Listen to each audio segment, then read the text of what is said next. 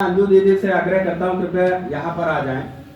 बड़ी विषम परिस्थितियों में हमारे मध्य तक पहुँचती हैं वो आकर के अपना आशीष देने के लिए, और जिन जिन परिस्थितियों से इस बीच वो गुजरी है मैं क्या कह सकता हूँ। और पोतियाँ कहाँ गई? प्रतिभा, आओ बेटा इधर आ जाओ, जरा दोनों आ जाएं। हाँ, आदरणीय दीदी का माला पहना करके आप स्वागत करिए, अभिनंदन करिए। दीदी इधर खड़ी हो जाए। भैया फोटो खींचो प्रभात। अरे करिए।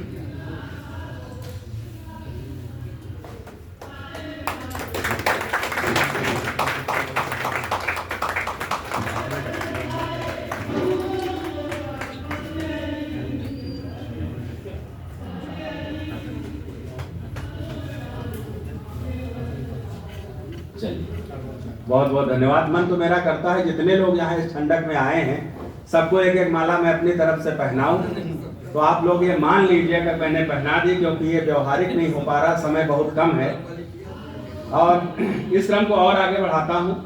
और अब कुछ और विशिष्ट हो इसके लिए हमारे पास आदरणीय विशिष्ट अतिथि डॉक्टर उमा शंकर शुक्ल सिद्धकंठ जी विराजमान है हमारे मध्य। बोले तो उन्हीं के लिए 2 घंटे काफी पड़ जाए, जो है कम पड़ जाएंगे, लेकिन संक्षिप्त में गागर में सागर भरने की उनकी जो एक कला है उनके पास, मैं चाहता हूं कि वो आए और इस कृत पर अपने विचार रखने की कृपा करें।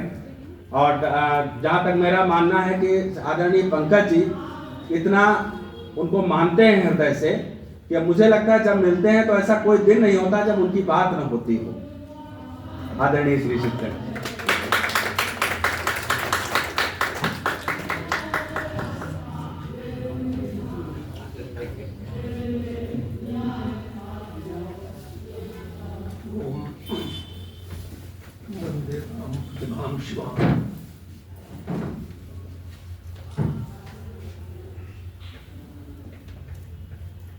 चेतना साहित्य परिषद के प्रावधान में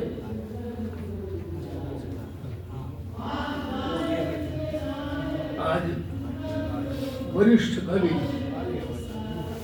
श्री रामवतार पंकज जी की कृतिका लोकार्पण हो रहा है।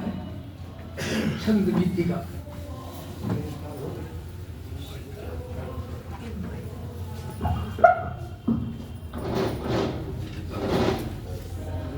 इसके लिए सर्वप्रथम तो मैं उन्हीं को बधाई देता हूं जिनके कारण ये सारा आयोजन हो रहा है। आज के कार्यक्रम के अध्यक्ष वरेण्य साहित्य मनीषी प्रोफेसर हरिशंकर मिश्र जी मुख्य अतिथि, परमादरणीय भाषा विज्ञान विभाग की पूर्व अध्यक्षा तथा साहित्य के मर्म को भली प्रकार व्याख्यायित करने में सक्षम विदुषी परमादरणीय डॉक्टर उषा सिन्हा जी,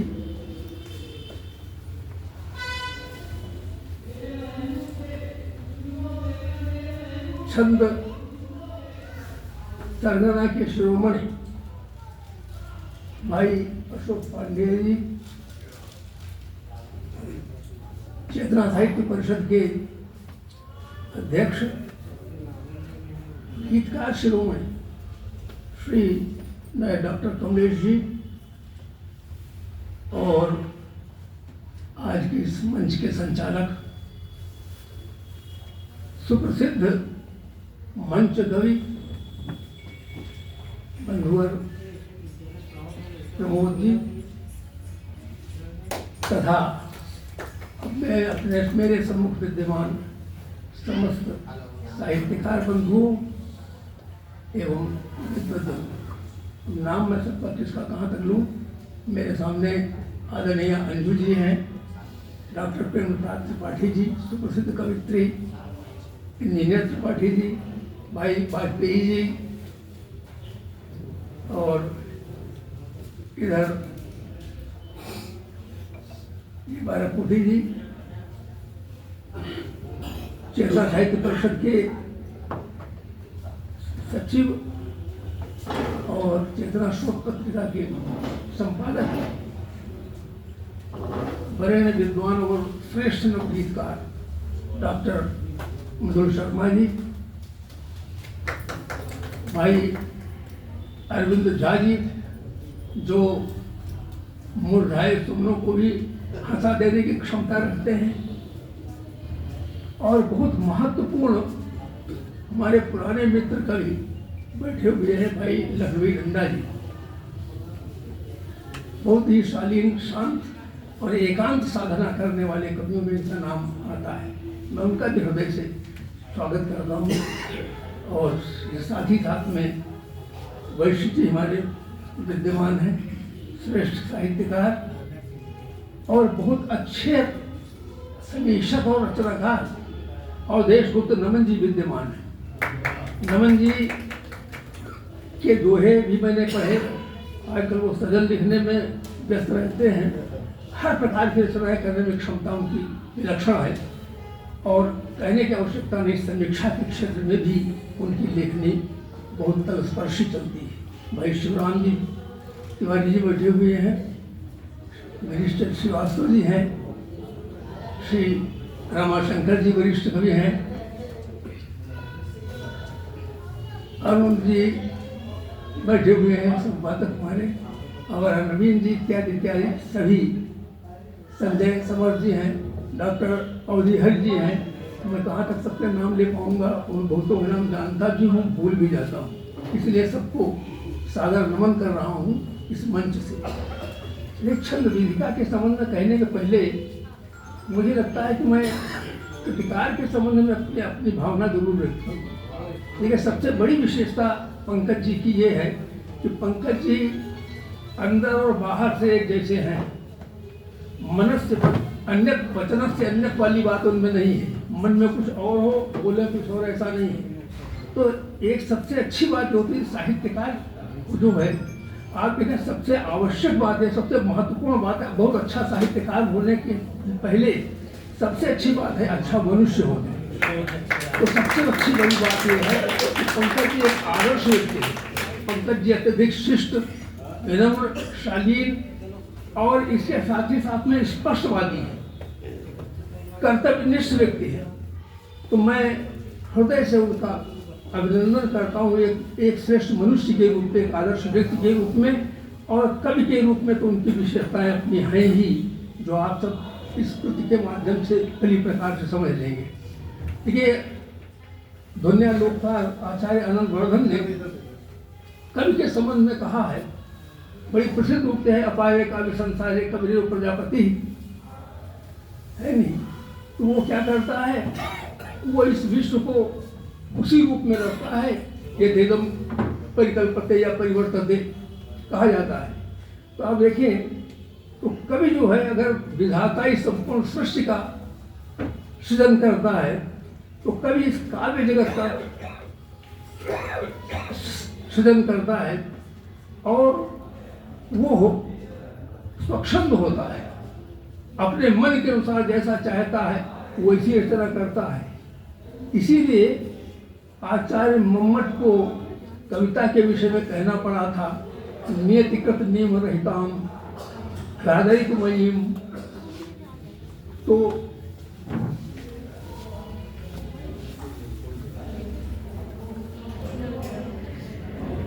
अन्य परतंत्र भी नाम कुछ इस प्रकार से है, नवरत्न विजय राम।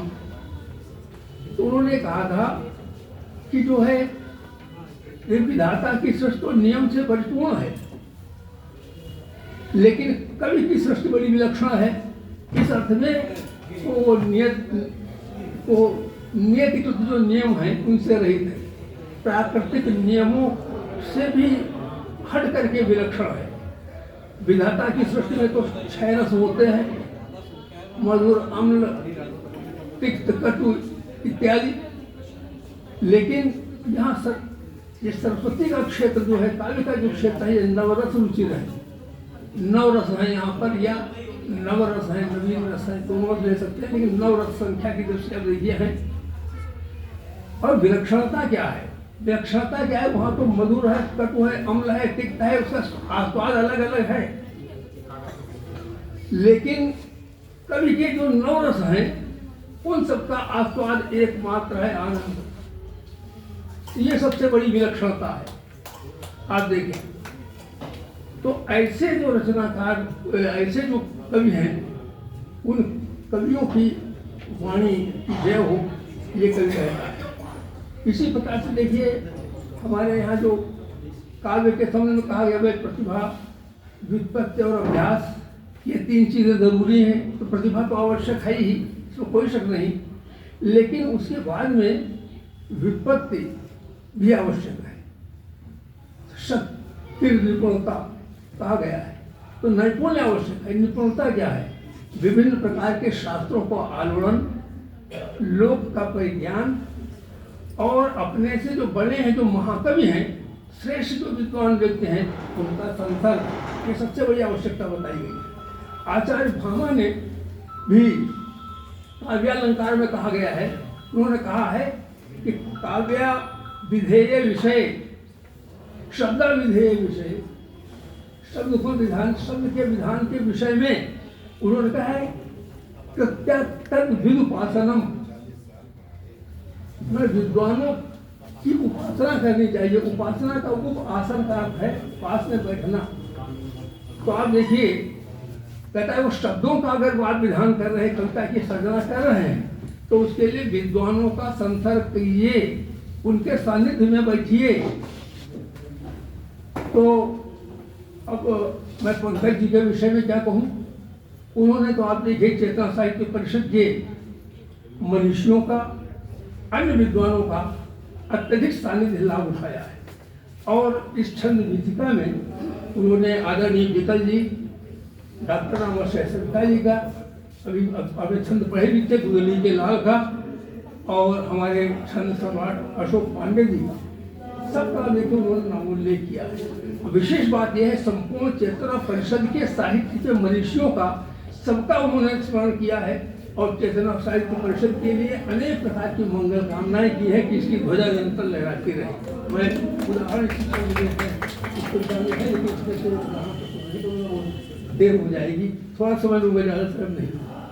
फिर देखिए एक विशेष बात यह है कि ये जो है, उन्होंने कहा है कि विद्वानों की उपासना, उनके समीप बैठना आवश्यक है। तो आप देखें पंकज जी ने स्वयं भी कहा, और हम आप सब जानते हैं, उन्होंने अनेक मनुष्यों का साथ किया है, अब भी सानिध्य कर रहे हैं, और निरंतर सबके संपर्क में रहते हैं। सबके प्रति एक आत्मीयता का एक भाव है विशेष प्रकार का। मुझे तो कभी कभी गीता की उक्ति याद आ जाती है, समः पश्यति सर्वत्र संवस्थितम् ईश्वरम्। तो आप देखें, समः पश्यति सर्वत्र संवस्थितम् ईश्वरम् की बात है। ये जो समत्व दृष्टि है, सब में एक समान अपनी अंतरात्मा का ही अवलोकन करना, ये बहुत बड़ी चीज होती है। सबसे बड़ी एक उच्च कोटि की स्थिति ही होती है साधना की। तो ऐसे साधकों की कोट में मैं आदरणीय पंकज जी को गिनता हूँ। तो इसी प्रकार के व्यक्ति के रूप में निश्चय ही आदर्श है हर प्रकार से। अच्छा, कविता के संबंध में भी बहुत सी बातें हैं। घनाक्षरी छंदों में उन्होंने पूरी एक छंद वीथिका अपनी लिखी, और विशेष बात यह है उनके घनाक्षरी अत्यधिक सहज सरल है। सरल कवि तुलसी ने कहा कि भाई कविता सरल हो, सबके समझ में सरलता से आए। इसीलिए देखिए बहुत से हम लोग लक्षणा, व्यंजना और अभिधा की बात करते हैं। व्यंजना को सबसे अच्छा मानते हैं, लक्षणा को अच्छा मानते हैं, लेकिन रीतिकाल के कुछ कवियों ने कहा है नहीं, अभिधा उत्तम काव्य है। तो वास्तव में अभिधा सबसे बड़ा सबसे बड़ी अभिधा का सर्वोत्तम इस दृष्टि से है कि वो बड़ी सरलता से सबको समझ में आता है। एक मुझे नाम नहीं याद आ रहा है, किसी अंग्रेजी का कोई विद्वान है, उसने लिखा है, उसने कहा था कविता कितनी सरल हो, कविता की विशेषता ये नहीं कि बहुत सरल हो सके, समझ में आए। उन्होंने कहा कविता की विशेषता ये होनी चाहिए कि वो हो किसी के समझ में ना आ सके, इसके लिए वो चैलेंज प्रस्तुत करे। ऐसी होनी, सरल की बात है, कहीं दूसरे शब्द कहा वो ऐसी होनी चाहिए कि वो किसी के स्वर में ना आ सके, ये हो ही न पाए, ये असंभव हो जाए। तो आप देखें, तो एक विशेष बात यह है कि उनकी बातें जो है भाई वो स्पष्ट वक्ता हैं, विनम्र हैं, सब कुछ है, लेकिन स्पष्ट वक्ता है। तो उनकी स्पष्ट वक्तता उनकी रचनाओं में भी दिखाई देती है। जो बात कहते हैं बिल्कुल साफ सुथरी भाषा, बिल्कुल साफ सुथरी सरल बोलचाल की भी है, साहित्यिक होते हुए भी सामान्य बोलचाल की भाषा है। हम सब उसको भली प्रकार से हृदयंगम कर सकते, समझ सकते हैं। तो ये विशेषता है। बाकी आप देखें उन्होंने इसमें भक्ति भी है, राष्ट्र प्रेम भी है, समाज के अनेक प्रकार से सामाजिक सरोकार भी है, उनके अपने मन के राग विराग भी है। और सबसे बड़ी बात यह है कि लोक मंगल की प्रतिष्ठा के लिए उन्होंने पूरा काम किया, संपूर्ण समाज का भली प्रकार से पर्यालोचन किया है अपने कवि की आंखों से।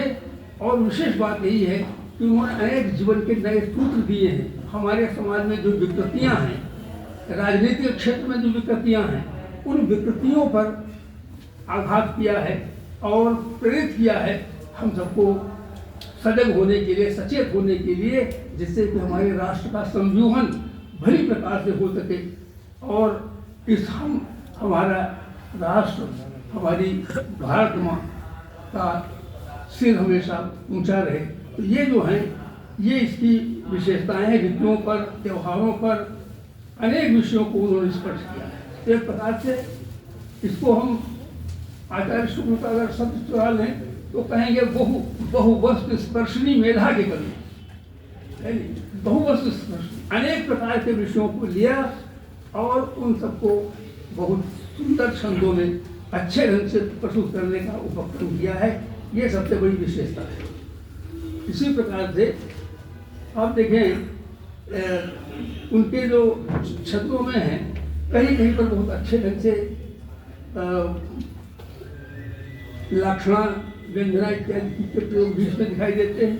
अलंकारों में उपमा, रूपक, विनोक्ति इत्यादि विभिन्न अलंकारों में सहज प्रयोग है। किसी प्रकार का आग्रह अलंकारों के प्रति नहीं है। स्वाभाविक रूप से वे अपने भावों को उत्कर्ष देने के लिए उसमें समाहित हो गए हैं। ये इस कृति का सबसे बड़ा वैशिष्ट्य है। तो अब और अधिक विस्तार में न जा करके मैं बहुत संक्षेप में ही अपनी बात को समाप्त करना चाहूँगा।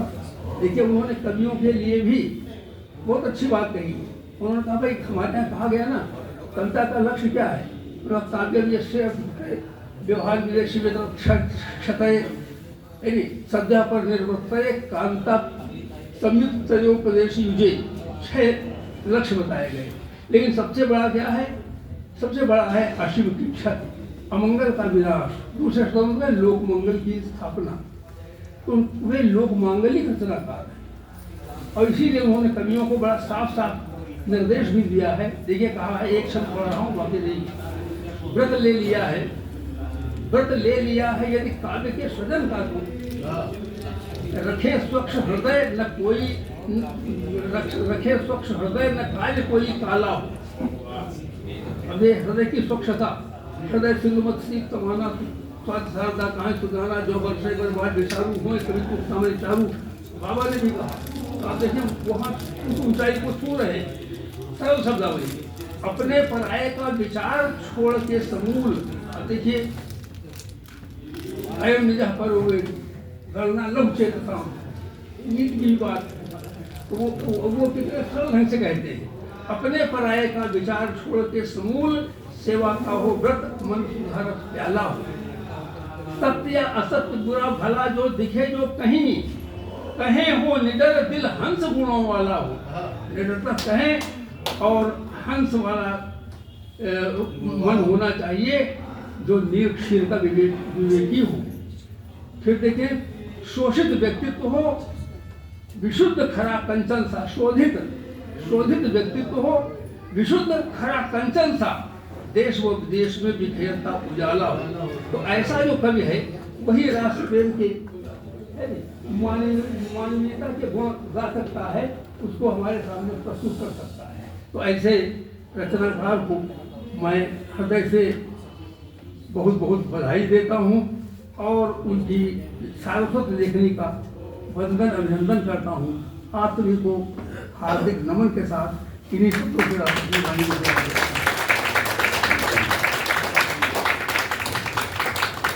हूं। बहुत बहुत आभार। आदरणीय हमारे आज के जो विशिष्ट अतिथि जी हैं।